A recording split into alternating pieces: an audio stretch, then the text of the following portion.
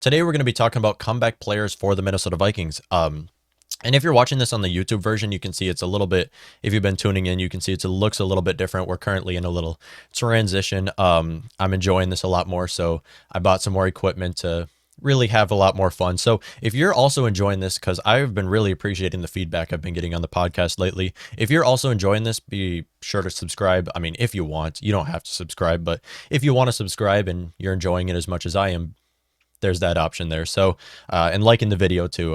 I don't like asking for likes and subscribes. It kind of makes me feel a little greedy. So this is going to be the only time I'm going to say it as of right now. So today we're going to be talking about comeback players for the Minnesota Vikings in the 2021 season. Now, to be considered on this list, you had to have been a history of being one of the best in the NFL, meaning you've made Pro Bowls, first team All Pros.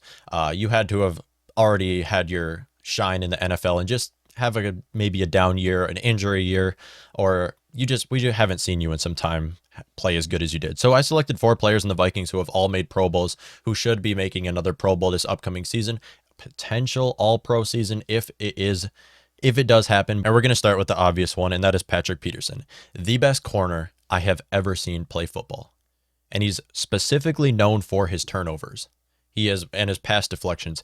This guy has Patrick Peterson going into his, I believe it's 9th season in the NFL, has played all of his seasons with the Arizona Cardinals, made 7 straight Pro Bowls, 2011 to 2018, 3 All-Pro seasons, the best corner I've seen play football. Future Hall of Famer, obviously, should be considered on this list. Now, he is not going to have the best season he's had. Obviously, we know this to be true. And the reason why is just because of how slow he is now. He has really taken a decline. He's injury prone. He's slow, but he will fit into this Mike Zimmer defense. Mike Zimmer and Audrey Patterson and Adam Zimmer will find a use for Patrick Peterson because we love to run zone defense. It is what the Vikings do best.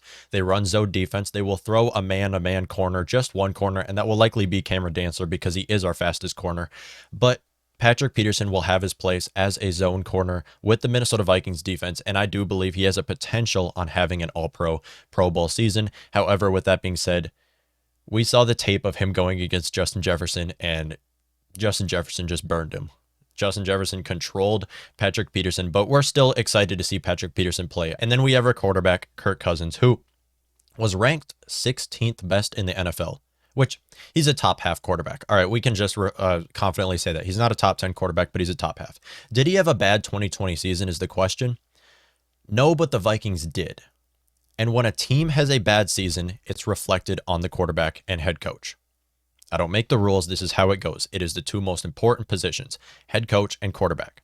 That is when you lose games, it's reflected on them. Kirk Cousins can have a top QBR in the league, a 130 QBR, 100 plus passer rating. And if the Vikings lose the game, it's usually reflected on the quarterback. Kirk Cousins did not have as good of a season as he should have had. He lost us games. He lost us game against the Indianapolis Colts, game against the Atlanta Falcons.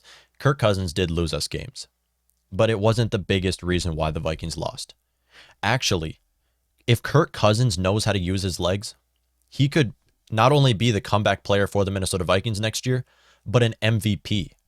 Because Kirk Cousins had multiple opportunities where he could have made plays with his legs. Instead, he forced throws with his arm and caused interceptions. Vikings have a top 5 offense in the NFL. Undoubtedly. There is no reason why the Vikings should not have at least a 10-win season next year. At least a 10-win season. Vikings defense might not be top 5, might not even be top 10. We don't know how it's going to look. On records, we should be a good defense, but we don't know. We know this offense is good. We don't know this offensive line is good, but realistically, if you have a quarterback who can move around, you only need an average offensive line, which I believe the Vikings will have this upcoming season. For that reason, Kirk Cousins, I think, could be our most likely comeback player of this upcoming season. Anthony Barr, you love him. He made 4 Pro Bowls with the Minnesota Vikings. Mike Zimmer's first draft pick coming into this season, has been on some of the best defenses we've seen for this Vikings franchise. With that being said, he had a terrible 2019 season. And the reason why is just because he's not being utilized properly. It's not that he's bad. He isn't. He just hasn't been utilized properly. And I don't know how the Vikings are going to use him this upcoming season, but we need to rush the passer more. That should be the priority on this Vikings defense. Our defensive front is not pass rushers outside of Danielle Hunter. DJ Wanham, we can't expect that he's going to rack up sacks. Our interior defensive linemen are both nose tackles. They're over 300 pounds, 315 pounds, 6'6". They're not going to be rushing this passer. We need Anthony Barr. We need him for his speed, and we need him for his athleticism to get to the quarterback. If the Vikings can do that, he can have a comeback season. The reason why he had lacked success in 2019, they weren't using him right. 2020, he suffered with an injury, didn't have a chance to prove himself. 2021 could be Anthony Barr's year. And honestly, this could be contract year for Anthony Barr as well, as I believe this will be his final season with the Vikings, because Anthony Barr would just work more on under other defenses.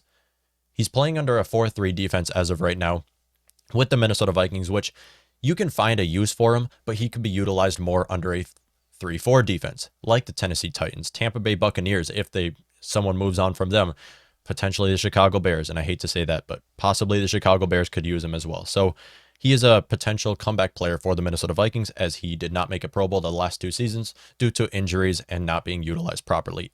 Speaking of pass rushers, the best pass rusher on the Vikings defense, and one of the best in the NFL, top 7 defensive end in the NFL, Danielle Hunter, is on top of this list, undoubtedly.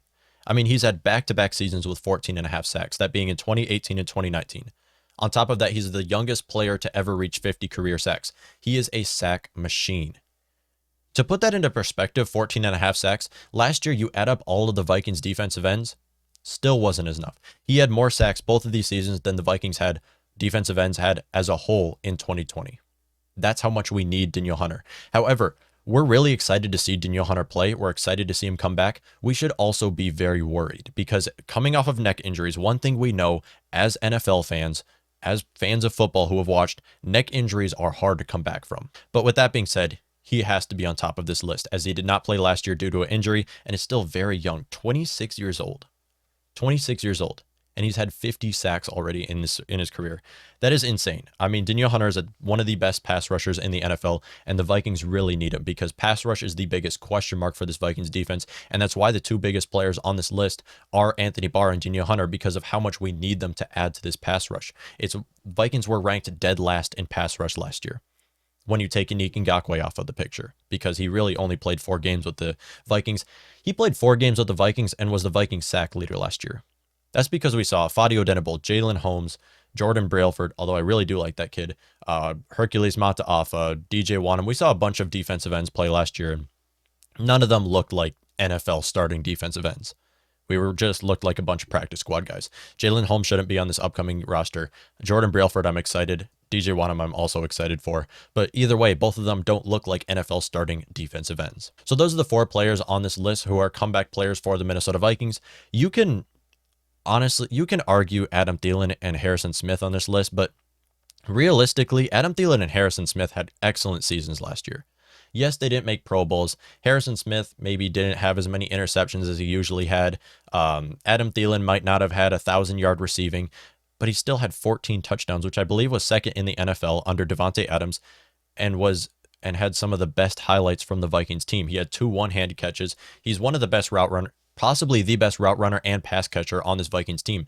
Maybe he doesn't have the speed that Justin Jefferson has, or the playmaking after the catch that Justin Jefferson has, and maybe not catch radius of Irv Smith Jr., but Adam Thielen has a spot on this Vikings team, and he did have a great season last year.